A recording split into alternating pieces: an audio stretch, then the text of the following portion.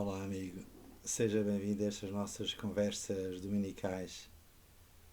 Nós celebramos nesta semana, na quinta-feira passada, dia 22 de fevereiro, a festa da cadeira de São Pedro. O que esta festa representa?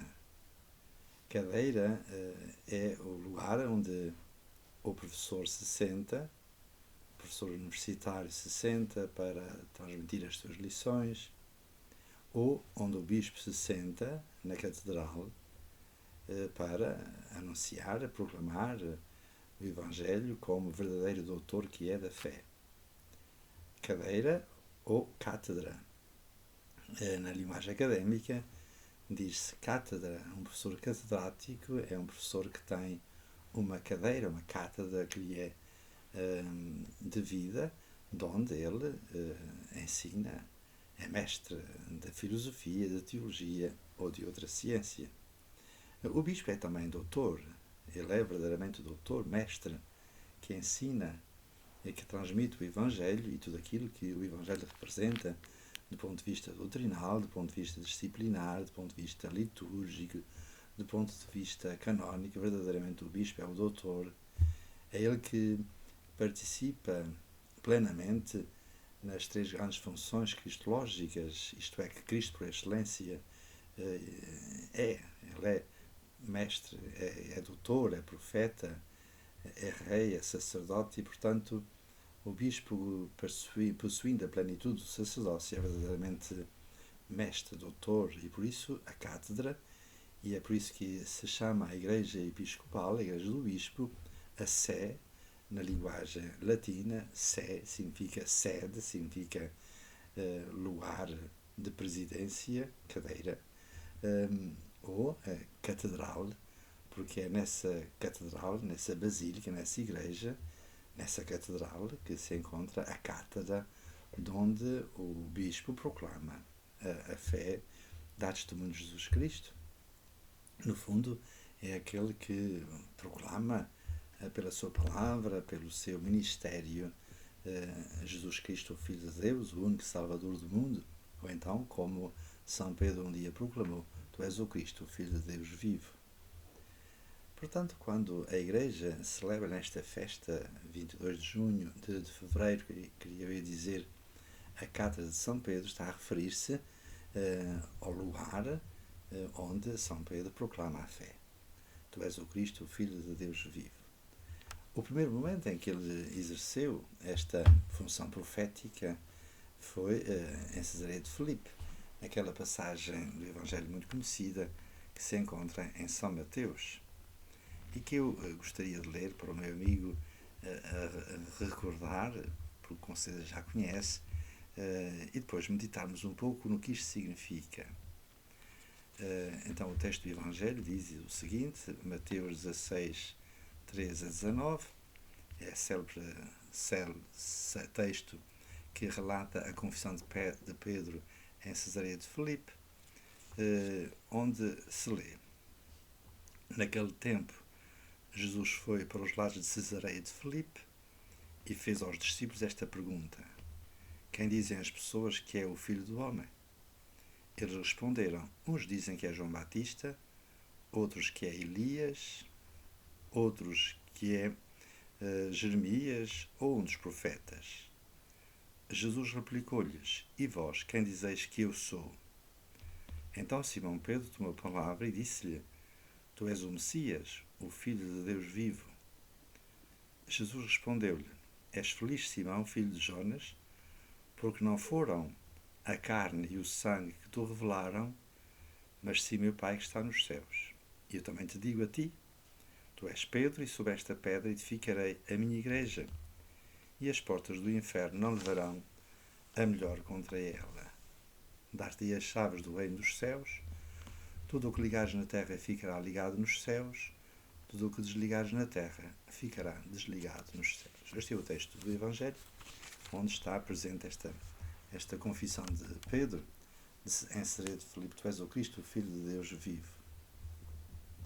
É interessante que quando Pedro diz esta profissão de fé, Jesus comenta Jesus comenta: És feliz, Simão, filho de Jonas, porque não foram a carne e o sangue que te revelaram, mas sim meu Pai que está nos céus. Portanto, não foi Pedro, Simão, que a partir do conhecimento que tinha já de Jesus, fez esta proclamação de fé: Tu és o Cristo, o Filho de Deus vivo, que não tinha, na linguagem de Pedro, o sentido profundo cristológico que o Senhor lhe atribui. E por isso é que diz que ele foi levado a fazer esta profissão de fé, que é, no fundo, o cerne do mistério cristão, que é proclamar que Jesus Cristo é o Filho de Deus vivo, mas Jesus responde-lhe, diz-lhe: És feliz, Simão, filho de Jonas, porque não foram a carne e o sangue que te revelaram, mas sim meu Pai que está nos céus. Portanto, tratou-se de uma revelação pelas tuas próprias forças. Ele diria que é o Cristo, isto é, o Messias, o Filho de Deus, que eram títulos que atribuídos a David. David era o ungido de Deus, era filho de Deus, porque no dia da sua entronização os sacerdotes leram um salmo que diz: Tu és meu filho, eu hoje te gerei. Portanto, um salmo messiânico que dizia a eleição que representava David no contexto da história da salvação. E depois há a profecia de Natão a David, que será Deus a construir uma casa e o seu reino não terá fim. E no tempo em que se deram estes acontecimentos, no tempo em que Jesus estava com os discípulos e fez esta pergunta, havia diversas expectativas entre o povo sobre a vinda do Messias. Eles estavam na expectativa do que estaria para acontecer e, portanto, que se cumpririam as profecias anunciadas de que haveria o filho de David. E, portanto, no sentido quase político de um rei, na linha de David, que libertaria o povo da opressão dos romanos. Portanto, era esta mentalidade que Pedro refletia ao dizer: Tu és o Cristo, o Filho de Deus vivo, numa linha de um profetismo claramente davídico, na linha real, na linha histórica, profana, diremos, se é possível dizer profana, porque na tradição bíblica e na tradição de Israel o rei era ungido de Deus e, portanto, esperava-se que viesse o descendente de David que libertaria o povo das escravitões, como Moisés tinha libertado o povo da escravidão do Egito. O Messias libertaria o povo da opressão dos romanos e restauraria o reino de David e de Salomão. Ora, Jesus diz: não foi a carne nem o sangue, porque foi uma revelação, isto é, Jesus é o Filho de Deus, como de resto a seguir ele vai dizer, porque depois desta profissão solene de São Pedro, Jesus anuncia que sim, ele é o Filho de Deus na linha de David, o Messias, porque consinto o Cristo, que é o que significa, a palavra Cristo significa Messias, significa ungido de Deus, portanto, Filho de Deus, mas o caminho que ele vai seguir não é o caminho de uma realeza terrena, histórica, revolucionária, que libertaria o povo de Israel do poder do domínio dos romanos, mas é o caminho do Messias da cruz, na luz do profeta Isaías, que falara do servo de Deus sofredor, não é? E quando Jesus diz isso aos discípulos, São Pedro fica muito surpreendido e diz: isso não é possível, e até diz o Evangelho que chamou Jesus de parte e repreendeu de certa maneira: Senhor, não é possível que o Messias, o filho de David, tenha o caminho da cruz, portanto, da crucifixão, portanto, da paixão do servo de Deus de Isaías. E Jesus respondeu-lhe: retira-te de mim, Satanás, porque não percebes as coisas de Deus, mas dos homens. Portanto, ele aqui foi uma revelação. E por isso ele diz: tu és feliz, Simão, filho de Jonas, porque não foram nem a carne nem o sangue que te revelaram, mas o meu Pai que está nos céus. E depois diz: e eu também te digo, tu és Pedro, e sobre esta pedra edificarei a minha igreja. É interessante que no chamamento de São Pedro tem vários níveis de mudança de nome. Quando Jesus chama São Pedro, Ele estava a consertar as redes e Jesus diz: vem e segue-me. E Pedro abandonou tudo, o barco, as redes, e veio seguir Jesus. E Jesus diz-lhe: segue-me, eu far-te-ei pescador de homens. Pronto, ele era pescador de peixes, era pescador. E diz: tu eras Simão, chamar-te-ás Pedro. Isto é, Simão é o nome do pescador de peixes. Pedro é o nome de eleição, pescador de homens. Portanto, Pedro já significa a função, o ministério, o carisma. Simão é o filho de Jonas. Aqui há uma nova mudança de nome. Na medida em que és feliz, Simão, filho de Jonas, porque não foi nem a carne nem o sangue que te revelaram, e depois continua, tu és Pedro, portanto já chamar-se-á, eras Simão, chamar-te-á Pedro, tu és Pedro, mas sobre esta pedra, Simão, Pedro, pedra. Sobre esta pedra edificarei a minha igreja, e as forças do inferno não prevalecerão contra ela. Que pedra é esta sobre a qual a igreja é edificada? É interessante que no Evangelho de São Mateus o nome, a designação igreja, ocorre, e é aqui concretamente: a minha igreja será fundada sobre esta pedra de que tu, Pedro, dás testemunho. Quer dizer que a pedra é a fé de Pedro. Tu és o Cristo, o Filho de Deus vivo. Portanto, a fé da igreja, tu és Pedro, tu és Cristo, o Filho de Deus vivo, esse é que é o fundamento incontrovertível sobre o qual a igreja está construída. A fé de Pedro. Ora, quando é que Pedro dá testemunho desta fé? Quando é que Pedro se torna pedra? Quando é que Pedro se torna pedra? Não é provavelmente aqui, porque ele aqui era vacilante.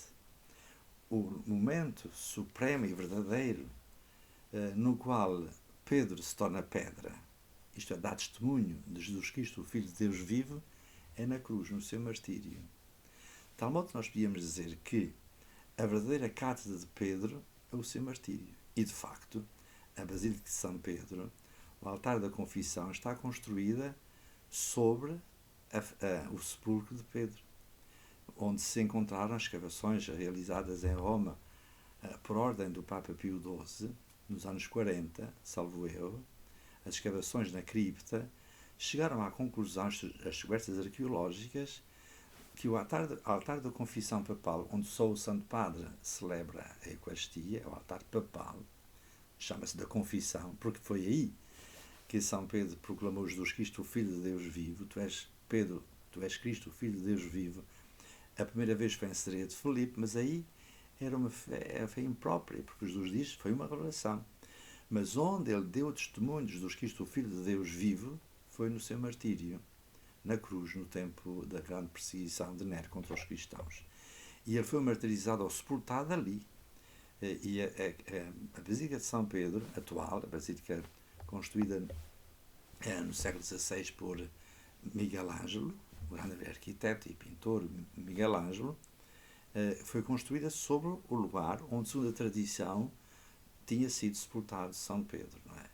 Sobre o qual foram construídas sucessivas basílicas, igrejas, até à Basílica de São Pedro. E é interessante que o fio do prumo, portanto, da abóbada de São Pedro, coincide, e o altar papal, justamente sobre o túmulo de São Pedro, com as escavações arqueológicas no século XX, a meados do século XX, descobriram em que os restos, os ossinhos que foram descobertos, se encontram a pouca distância do fio de prumo da grande cúpula da Basílica de São Pedro. Portanto, tu és o Cristo, Filho de Deus vivo, a cátedra verdadeira, onde São Pedro testemunhou a sua fé. Tu és o Cristo, o Filho de Deus vivo. E esse é o fundamento incontrovertível, a pedra sobre a qual a igreja está construída, foi o martírio de São Pedro. Portanto, quando nós celebramos esta festa da cátedra de São Pedro, não estamos a referir a uma cátedra universitária ou uma cátedra episcopal, mas sim à cátedra, isto é, o lugar onde São Pedro professou publicamente a sua fé de uma forma incontrovertível, dando a sua vida por essa fé, dando sendo testemunho. Neste sentido, É no seu martírio que ele confirma os seus irmãos na fé. Quando Jesus diz a São Pedro, Pedro, rezei por ti, para que não vaciles por tentação do demónio. De facto, no processo da paixão, São Pedro negou 3 vezes. E Judas, o pecado de São Pedro e o pecado de Judas são muito próximos, porque ele renegou a sua fé. Mas a diferença que existe entre Judas e São Pedro é que São Pedro converteu-se, arrependeu-se, chorou. É um mistério muito grande este, porque é que Jesus reza por São Pedro, mas não reza por Judas? É um mistério muito profundo. Porquê? Porque segundo os Evangelhos sinóticos e São João, e são agora coincidentes, Judas vende a alma ao diabo. Não é? Judas vende-se a Satanás. E, de facto, em São Lucas diz isso claramente. Diz que depois das tentações no deserto, em que Jesus venceu as tentações satânicas, aquelas 3 tentações que estão descritas no Evangelho de São Mateus e de São Lucas, no fim das tentações, diz São Lucas, no seu Evangelho, capítulo 4, salvo eu, estou agora a citar de cor, o diabo afastou-se por um certo tempo. E, portanto, o tempo da vida pública de Jesus, depois das tentações, depois do batismo das tentações, ele é plenamente envolvido pelo Espírito Santo. O Evangelho de São Lucas é muito pneumatológico, portanto, a ação do Espírito Santo está muito em ação no Evangelho de São Lucas, está presente nos outros também, mas de uma forma mais explícita. Nós podíamos dizer que a Cristologia no Evangelho de São Lucas é claramente pneumatológica. Portanto, o Espírito, realmente ele é, no Evangelho de São Lucas, o Messias, aquele no qual repousa o Espírito Santo, como de resto Jesus diz isso num discurso na sinagoga em Nazaré. O Espírito do Senhor repousa sobre mim, não é? Por isso me enviou. Portanto, a Cristologia em São Lucas é claramente pneumatológica. A ação do Espírito está fortemente aí presente. Mas o que surpreende é que, de facto, depois das tentações no deserto, o diabo vencido afasta-se por algum tempo. E quando inicia, no capítulo 22 de São Lucas, o processo da paixão, não é? Diz assim, no versículo 4, salvo eu, estou a citar de cor, Lucas 22, 4, diz: o diabo entrou em Judas, e começa assim o processo da paixão, porque o diabo entrando em Judas, leva Judas a entregar o Senhor por 30 moedas ao Sinédrio, e depois a traiçoá-lo, a traí-lo no Jardim das Oliveiras com aquele beijo de Judas. Judas, amigo, é com um beijo que entregas o Filho do Homem, diz Jesus no Jardim das Oliveiras. São cenas de uma grande densidade. Mas se nós pegarmos no Evangelho de São João, vamos para o Evangelho de São João, ainda é mais denso, é mais explícito. Porque na última ceia, no capítulo 13, da última ceia, há aquela cena que Jesus diz a certa altura: um de vós há de entregar-me. Pedro dá sinais a São João e diz-lhe, pergunta-lhe quem é. E São João, que está perto de Jesus, inclina a cabeça sobre o seu peito. Aquela cena admirável em que São João inclina a sua cabeça sobre o peito de Jesus, escuta o pulsar do seu coração e pergunta quem é o Senhor. É aquele que quer entregar um pedaço de pão, diz Jesus. E a seguir entrega o pedaço de pão a Judas. E ao mesmo tempo que Judas engole o bocado de pão, diz São João, Satanás entrou em Judas. E ele sai imediatamente, e Jesus ainda diz assim: o que tens a fazer, fala depressa. Judas retira-se, e o Evangelho diz: e era a noite. Portanto, era a noite das trevas. Judas e Satanás são o mesmo, não é? E por isso é que Jesus não reza por Satanás, não reza por demónio, que o tentou. Portanto, é misteriosa esta figura. Tem havido, ao longo da história da teologia, tentativas de de desculpabilizar ou até de santificar. Quer dizer, o Evangelho de Judas, por exemplo, talvez o meu amigo já tenha ouvido falar, transforma Judas no discípulo que Jesus amava. Quer dizer, é uma aberração, não tem sentido nenhum, não é? Mas Jesus não rezou por Judas, mas rezou por Pedro, não é? E então, cá está. Ele aguentou, eu rezarei por ti, diz Jesus na última ceia, para que uma vez convertido, consolides, confirmes os teus irmãos na fé. E essa confirmação deu-se justamente no seu martírio, a Cátedra de Pedro. Portanto, a Cátedra de Pedro é justamente esse lugar onde a fé de Pedro é proclamada, a sua pureza, e é a base, é o sólido alicerce sobre o qual está construída a Igreja do Senhor, que é a Igreja Católica que nós participamos. E hoje, quem ocupa a sede de Pedro, a Cátedra de Pedro, é o Papa Francisco, que nós dizemos o Santo Padre, porque ele é santo não por ser santo do ponto de vista moral, também acredito, não quem sou eu para julgar, diria eu, mas é santo pela função, pelo ministério que representa.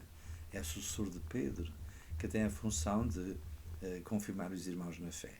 Nós sabemos que hoje realmente a figura do Santo Padre, a figura do Papa é contestada, com razão e sem razão. De facto, o Papa Francisco tem dado motivo para alguma perplexidade, e eu mesmo tenho tido algumas perplexidades, como até resto o meu amigo terá ouvido em vídeos anteriores.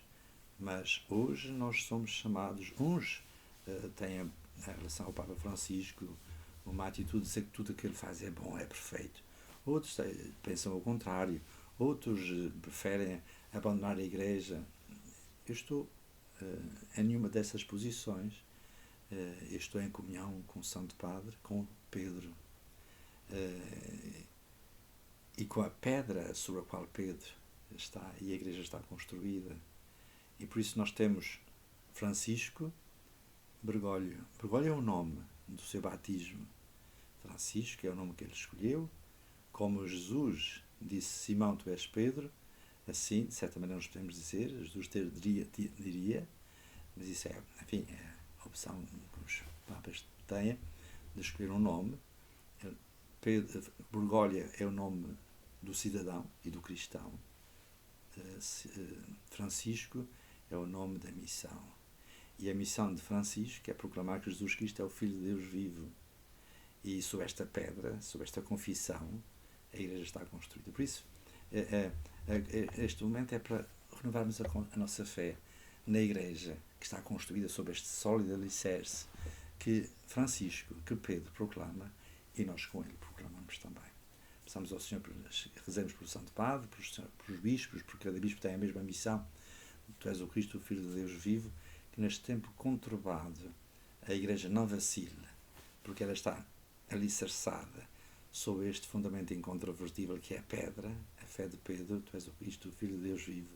E esta é a força que transformará o mundo no qual nós acreditamos. Muito obrigado pela sua atenção e até à próxima conversa dominical, se Deus quiser.